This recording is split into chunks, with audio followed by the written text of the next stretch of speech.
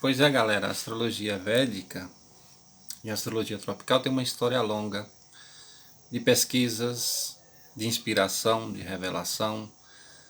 As pessoas pensam que a astrologia se desenvolveu apenas com estudos conscientes, mas tem muitas revelações inconscientes também, místicos, sobrenaturais. A astrologia se adapta à cabala, se adapta à magia, se adapta a muitos tipos de oráculos, como é o caso do Ifá, como é o caso do jogo de búzios, como é o caso do tarô, como é o caso das runas, e assim por diante. São incontáveis o número de oráculos que ela se adapta e ela tem muitas revelações místicas, ela não é jogada fora apenas por conceitos de astrólogo, se é ocidental, se é oriental. Ela tem uma história longa de proveito, de testes, mesmo que as ciências queiram uma prova, que as religiões queiram uma prova. Isso não existe, é como provar onde Deus mora, quem é Deus. Isso não tem importância para quem é fiel, para quem crê, para quem tem uma religião, para ele importa saber. A mesma coisa a astrologia, ela nunca vai ter uma comprovação científica. E eu vou dizer por quê. Porque ela está entrelaçada entre revelações sobrenaturais e o acaso.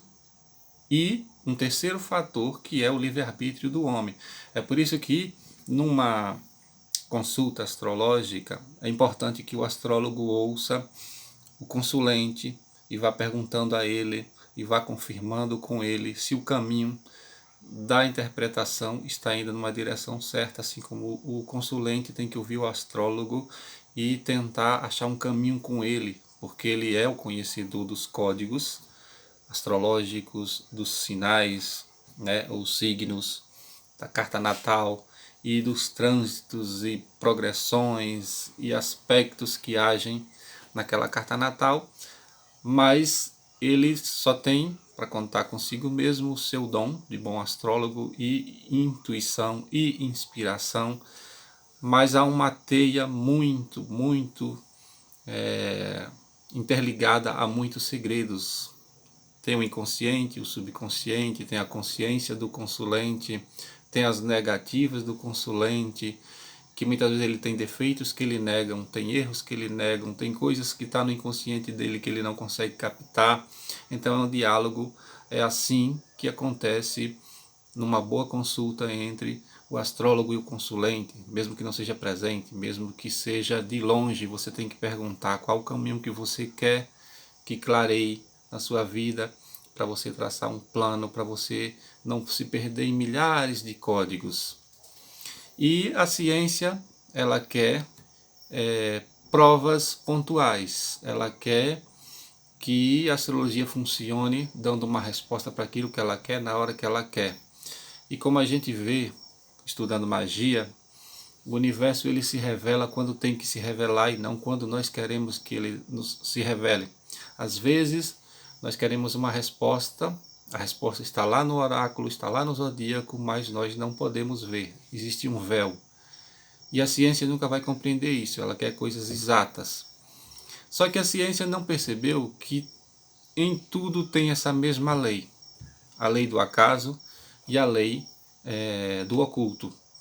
Tanto é que a gente vê agora nas pesquisas sobre a vacina, sobre o vírus, como a ciência é pega de surpresa, a medicina é pega de surpresa. Ela nunca tem a resposta na hora que ela quer, no tempo que ela quer, ela tem que esperar, ela tem que remasterizar, repensar, reformular suas pesquisas. Nunca é quando ela quer, como ela quer. E a astrologia ela está nesse campo do metafísico, do sobrenatural, do oculto. Ela não é uma ciência acadêmica, apesar de existir diversas escolas de astrologia, já quiseram montar universidades várias vezes no Brasil, não conseguiram. Tem até faculdades fora nos Estados Unidos, na Inglaterra, na França. Tem faculdades em vários lugares do mundo, mas ela é ensinada os seus conhecimentos ocultos nos livros, mas nunca uma certeza. Nunca quer dizer que um aspecto de um signo agirá da mesma forma num outro signo. Lá está escrito que um trígono é tal coisa, que uma quadratura é tal coisa, que uma conjunção é tal coisa, mas ela poderá agir de forma completamente diferente no signo de uma outra pessoa. mesmo que ela seja gêmea com uma outra pessoa. Mesmo que ela tenha nascido no mesmo dia de uma outra pessoa, em idade diferente, em lugar diferente, uma conjunção pode agir de uma forma e pode agir de uma outra forma num signo de uma outra. Então não existe um padrão. E é por isso que a ciência nunca vai aceitar esse descompasso que existe no mundo mágico da astrologia. Eles querem um detalhe, uma bula, eles querem um relatório fixo, e isso nunca vai ter. Então é por isso que a astrologia é apaixonante para quem gosta de astrologia, porque sabe que ela é mística, que ela está além do compreensível. Se ela fosse compreensível, ela não fazia o sucesso que faz hoje. E dizem os pesquisadores que estudam tanto a astrologia oriental como ocidental, os 12 signos do zodíaco são conceitos eternos. Eles são conceitos eternos. Assim que você vive assistindo o mundo e tentando descobrir, compreender, quando fazer o que eles percebem facilmente, o ciclo de aproximadamente 12 luas cheias, 12 luas novas, enfim, a ação da luz nos 12 signos, mostrando 12 padrões universais, místicos, cósmicos, dentro de um círculo solar, né, o círculo anual que foi criado pelo homem, já que não sabemos se esse é o mesmo ciclo usado pelos deuses, mas que ficou mais palpável, mais compreensível, mais acessível para os homens, para nós humanos aqui. E que a base fundamental do sistema de 12 signos é a ação da luz, seja da Lua, ou do Sol, ou das luzes coloridas, vermelhas de Marte, azul de Vênus, verde de Júpiter, enfim, dependendo como se interpreta a cor astrológica dos astros na carta de um nativo, é a luz em cada ponto desses 12 portais que nos revelam segredos e mistérios. A capacidade de usar essas 12 portas ou caminhos como parte de um mapa do céu não surgiu até que matemáticos, interpretando a natureza humana e cósmica, a posição do céu e das estrelas, usassem as ferramentas da observação do cosmos, o movimento da luz no céu. A luz sempre foi a atração do ser vivo, do homem, assim como os insetos ficam girando em volta da lâmpada, tentando compreender o que fascina elas, o que atrai elas. O homem sempre observou a luz, o sol, a lua, as estrelas, o nascer do sol, o se pôr do sol, as lunações, os eclipses. Isso foram formando conhecimentos, códigos que eram anotados pelos gurus, magos, médiuns, astrólogos, buscadores. E a observação dos matemáticos, né, na rotina humana, na posição e movimento dos planetas, ferramentas de observação que evoluíram o suficientemente para montar um padrão de horóscopo, mas não um padrão científico, uma receita que as pessoas pudessem confrontar na hora que quisessem, como quisessem. Às vezes o astrólogo olha para o céu e percebe que a lua está no mesmo signo que ele viu no mês passado, mas aconteceram eventos diferentes no mês passado e acontecerão eventos diferentes agora. Mesmo que seja no ano passado, com o Sol no mesmo lugar, a Lua no mesmo lugar, as constelações no mesmo lugar, porque o tempo ele atua de forma diferente, ciclos, repete coisas, mas renovam coisas, há sempre coisas novas, e por isso que há um padrão que o astrólogo está sempre correndo atrás. Esse padrão que os matemáticos montaram, tanto dos Vedas como os aqui do Ocidente, começou a se encaixar mais ou menos há 2 a 3 mil anos, mas a astrologia ela existe desde o princípio, é mais velha talvez até do que a magia, ou ela seja a mãe da magia, ela tenha nascido da geomancia, enfim, uma interligação aí de vários conhecimentos, vários saberes, que passa entre o Ifá, o I Ching, que foi se distanciando por culturas, cada cultura ficou com a sua divisão, com sua forma de estudar o sagrado, mas que pertence a um único conhecimento, o conhecimento mágico humano, do inconsciente mágico coletivo. Para ajudar a matemática a evoluir, os ponteiros, né, do zodíaco, no uso do zodíaco, as correlações dos 12 signos, com várias estrelas observadas, permitindo que verificassem visivelmente o que os seus cálculos propunham, iam revelando, iam mostrando traços, formas na natureza. Logo, pessoas como Hiparco, que é famoso por ser o primeiro a fazer uma declaração sobre a qual temos um registro e que percebe-se que a correlação entre as estrelas, os marcadores e as marcações do zodíaco, os solstícios e equinócios, não era realmente uma constante e que os marcadores estelares lentamente se afastaram dos pontos do zodíaco que deveriam marcar, das portas da entrada das constelações. E para acompanhar esse desvio, as pessoas criaram o que chamamos de Aina Mansa na Índia. Na astrologia indiana significa segmento do solstício. E daí começaram a corrigir essas posições.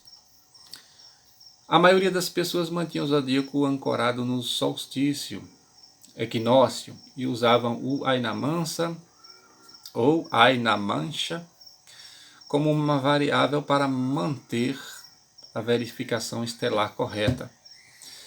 Mas a Índia queria ancorar o zodíaco às estrelas, ancorar ao sistema indiano de constelações lunares, porque o ciclo lunar para eles é mais importante, por a lua estar perto, enfim.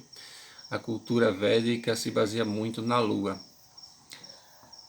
E assim se formaram, além dos 12 portais, os nakshatras, que são, assim eles criaram o que chamamos hoje de signos siderais, se baseando no movimento sideral das estrelas, dos planetas, dos signos.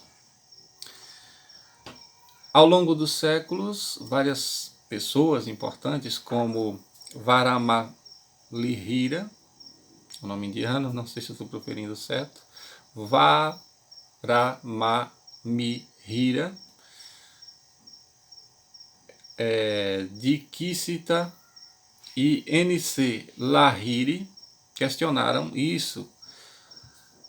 Inclusive Lahiri é um astrólogo muito famoso, Tem sites, tem livros, tem publicações no mundo inteiro que sempre publicam essas visões de Lahiri. É um dos mais famosos astrólogos indianos do mundo.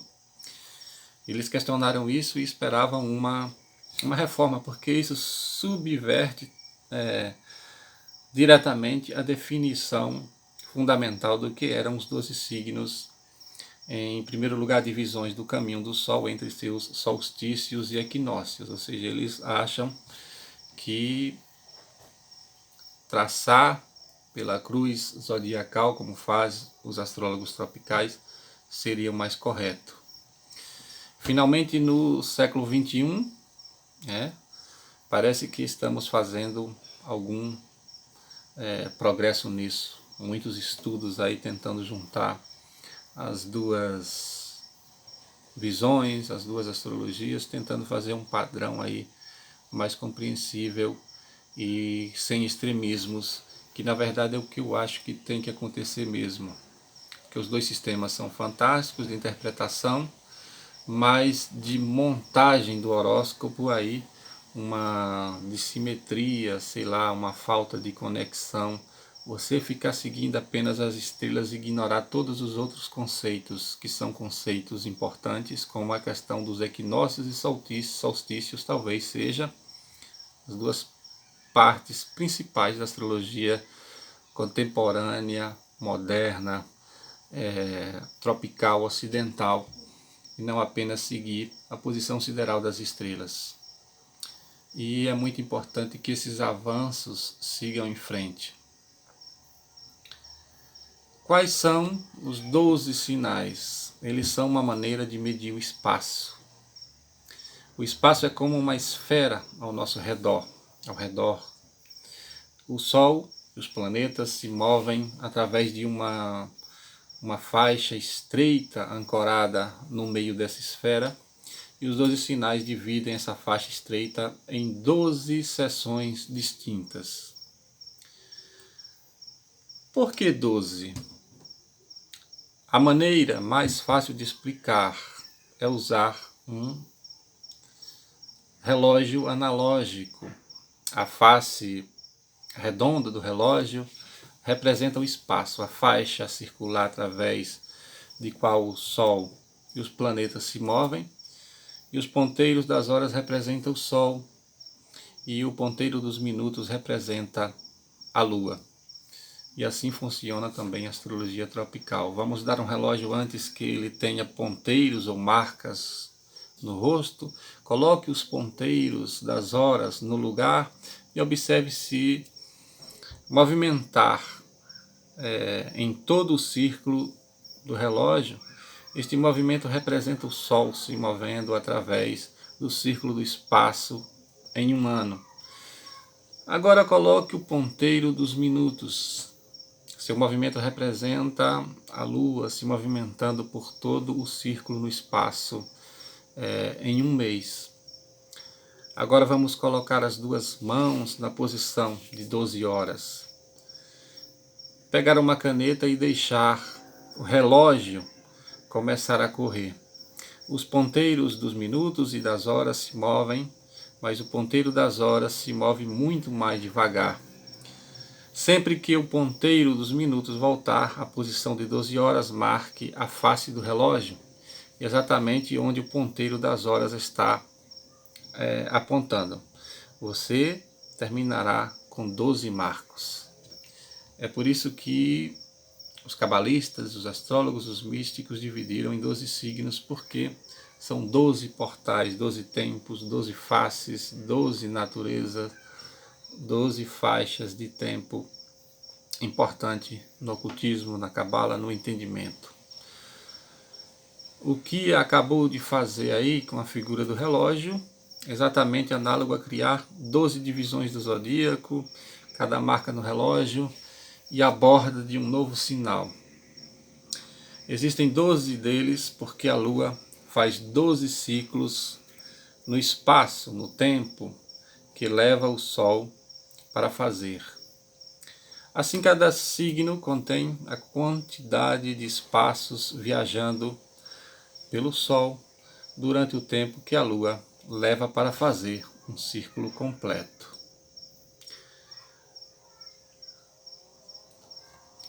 O número 12 é um número místico, um número que a gente conhece inclusive no cristianismo, e é muito importante.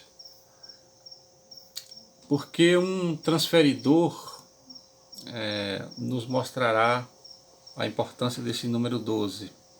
Medindo a distância entre cada uma das 12 marcas do seu relógio, cada um é o mesmo de 30 graus, e por isso que cada signo consiste em 30 graus. Do círculo completo do espaço dos 360 graus do zodíaco, que é formado no movimento do Sol ao longo do ano, nos 365 dias, que são corrigidos 5 dias a mais por causa do tempo astronômico. E o número 12 é um número que revela muito do nosso inconsciente, do nosso subconsciente e da nossa consciência. Os signos tropicais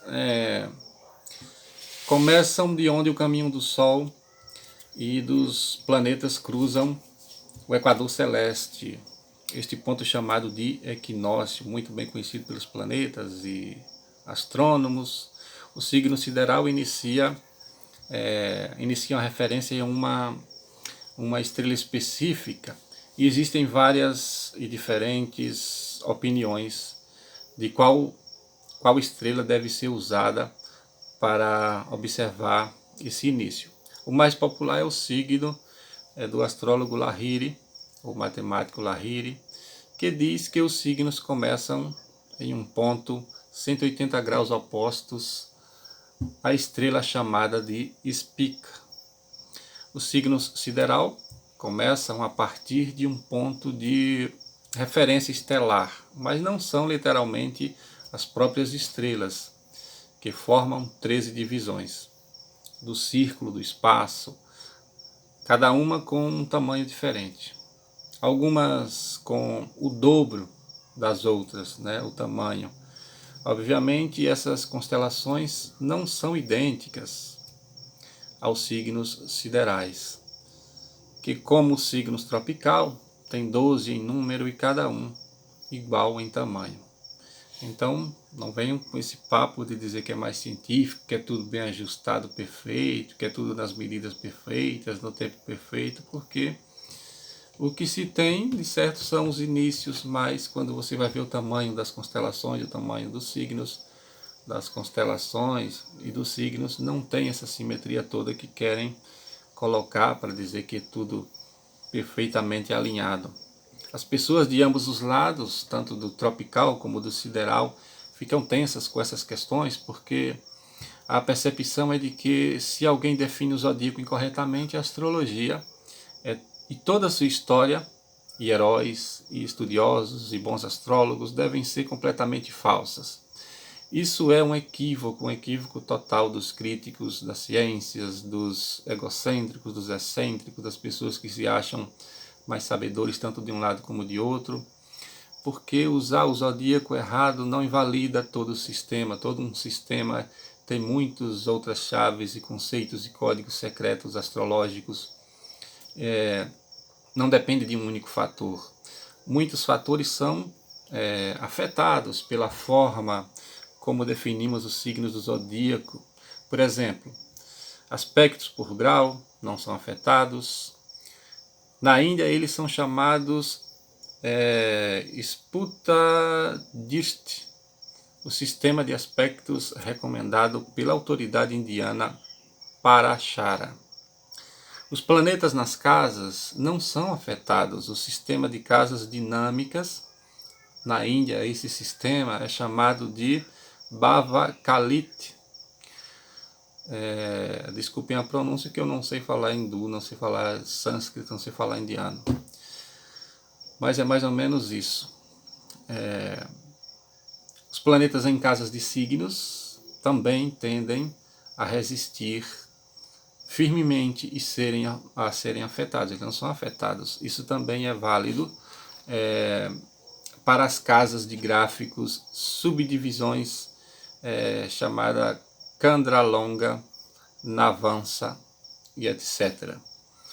As estrelas físicas e outros sistemas de medição do espaço, como estrelas fixas, chamadas de nakshatras, na Índia, são absolutamente inalterados. As técnicas baseadas nelas são idênticas para qualquer definição de zodíaco. Por exemplo, nakshatra da Sun, compatibilidade tradicional indiana, sistemas eleitorais indianos tradicionais, etc. Não muda. Cerca de 25% das vezes, mesmo os sinais dos planetas e das casas não mudam. Também é muito importante observar que quanto mais tempo recuamos na história, no início dos séculos antes de Cristo, menor é a diferença entre os pontos de partida tropical e sideral. Astrólogos 1700 anos atrás, por exemplo, não enfrentaram nenhuma diferença em tudo entre a sideral e definições da astrologia ocidental tropical. Então, querer desqualificar a astrologia tropical é um exagero, perda de tempo e falta de conhecimento. Uma definição do zodíaco pode ser correta e a outra incorreta, mas isso não significa que o uso incorreto torne seu sistema astrológico inútil. Ou desconsiderem sua rica história se definirmos e usar todo o conhecimento dos grandes astrólogos, contribuidores e cientistas do ocultismo que estudaram para chegar a esses termos, definições e interpretações. Isso se tornará mais verdadeiro à medida que avançamos no futuro e a discrepância entre os pontos de partida sideral e tropical continuam a aumentar até um dia se encontrar de novo, porque vai girando, girando e vai avançando o ponto sideral conforme a era vai mudando. A Índia moderna é um bastião do zodíaco sideral, portanto é um grande choque que a própria literatura clássica da Índia define o zodíaco tropicalmente. Provavelmente ninguém fica mais chocado com isso do que os próprios indianos, que assumiram fielmente que estavam seguindo os antigos. Usando um zodíaco sideral, vejamos uma amostra do que os textos clássicos indianos realmente dizem. O Surya Siddhanta, que é um texto indiano de maior autoridade e fundamental sobre astrologia astronômica, e Surya Siddhanta, um título que declara o livro como Conclusões Perfeitas do Sol, vários lugares do livro parecem desfavorecer a astrologia sideral e favorecem a definição dos signos tropicais. 113 diz: os sinais são idênticos aos meses tropicais. Um mês solar começa quando o Sol entra em um novo signo do zodíaco, diz o texto. Há 12 meses em um ano.